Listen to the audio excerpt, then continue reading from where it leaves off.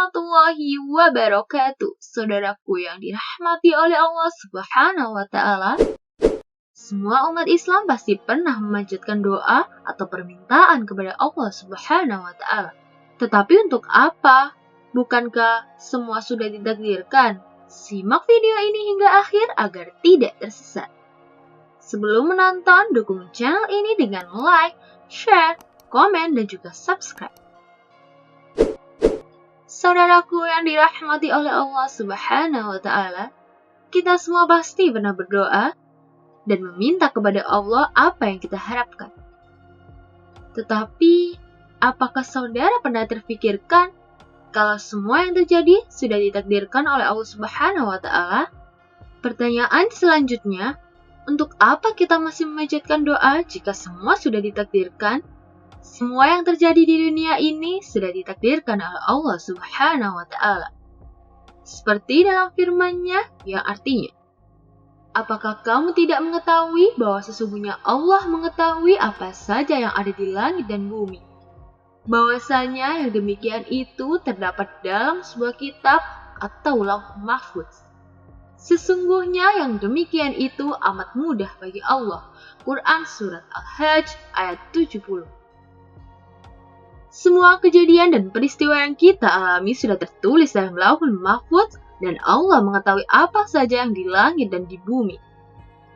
Rasulullah SAW bersabda yang artinya, Allah telah menetapkan takdir untuk setiap makhluk sejak 50.000 tahun sebelum penciptaan langit dan bumi.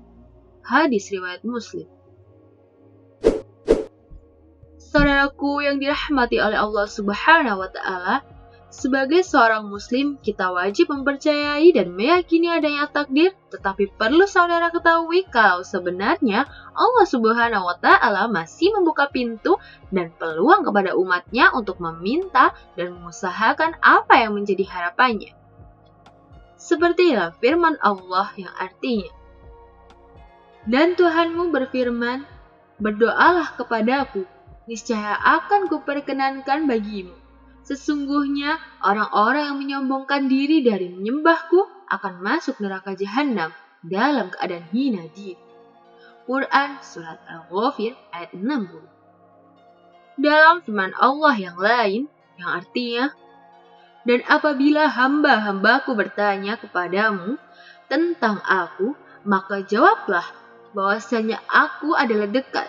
Aku mengabulkan permohonan orang yang berdoa apabila ia mohon kepadaku. Quran Surat Al-Baqarah ayat 186. Dari ayat yang telah disebutkan, jelas sekali Allah akan mengabulkan permintaan yang kita panjatkan. Rasulullah bersabda yang artinya, tiada yang bisa menolak takdir Allah kecuali doa. Hadis riwayat Tirmizi, Hakim, Ahmad, dan Ibnu Majah. Saudaraku yang dirahmati oleh Allah Subhanahu wa Ta'ala, berdoa dan berusaha adalah sebab terjadinya sesuatu karena semua yang ada di semesta ini merupakan sebab dan akibat. Allah mempunyai otoritas penuh menetapkan takdir, begitu juga Allah juga mempunyai otoritas penuh untuk merubahnya. Jadi, mengapa kita masih berdoa dan berusaha? Yang pertama, bentuk penghambaan kita kepada Allah Subhanahu wa Ta'ala.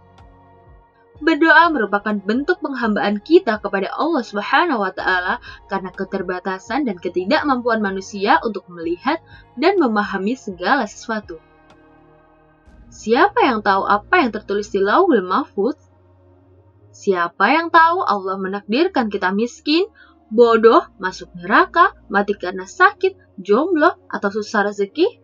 Yakin gak kalau memang itu takdir kita?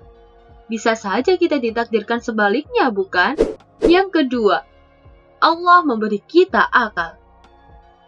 Kalau semua sudah ditentukan olehnya, lalu kenapa Allah memberi kita akal? Akal diberikan kepada kita untuk dipakai berpikir, memilih mana yang baik dan mana yang buruk. Akal inilah yang membedakan kita dengan makhluk lainnya, termasuk binatang dan tumbuhan. Itu sebabnya yang dipilih menjadi khalifah adalah manusia. Karena manusia dengan akalnya diharapkan bisa mengatur makhluk lainnya dengan baik. manusia dengan akalnya akan menjadi sebaik-baiknya makhluk. Lewat akal kita bisa mencari tahu bagaimana mencari rezeki yang halal, yang baik, yang berkah, dan banyak jalan, banyak pilihan termasuk jalan yang haram dan jalan yang tidak diridhoi olehnya. Tergantung kita mau memilih yang mana. Yang ketiga, kita tidak boleh berprasangka buruk pada Allah Subhanahu wa Ta'ala. Kita tak boleh mengatakan bahwa Allah menakdirkan saya miskin, bodoh, jelek, masuk neraka, mati karena sakit, tak punya jodoh, dan lain-lain. Maha suci Allah dari semua prasangkaan buruk hambanya. Allah selalu ingin yang terbaik untuk kita. Tapi untuk menuju ke sana, ada jalan yang harus kita lalui. Saudara mau kaya, ya harus bekerja keras. Mau pintar, ya harus belajar. Itulah proses yang harus kita usahakan. Yang keempat, Allah menciptakan sesuatu berdasarkan apa yang kita usahakan. Sebagaimana firman Allah Subhanahu wa Ta'ala yang artinya, dan bahwasannya seorang manusia tiada yang memperoleh selain apa yang telah diusahakannya. Dan bahwasanya usaha itu kelak akan diperlihatkan kepadanya, kemudian akan diberi balasan kepadanya dengan balasan yang paling sempurna. Quran Surat An-Najm ayat 39-40. Saudaraku yang dirahmati oleh Allah Subhanahu wa Ta'ala, sudah seharusnya kita jangan malas berdoa karena itu bentuk penghambaan kita dan pengakuan atas keterbatasan yang dimiliki oleh kita. Terima kasih sudah menonton video ini hingga akhir. Semoga kita selalu dirahmati oleh Allah Subhanahu wa Ta'ala. Wassalamualaikum warahmatullahi wabarakatuh. Saudaraku yang dirahmati oleh Allah Subhanahu wa Ta'ala.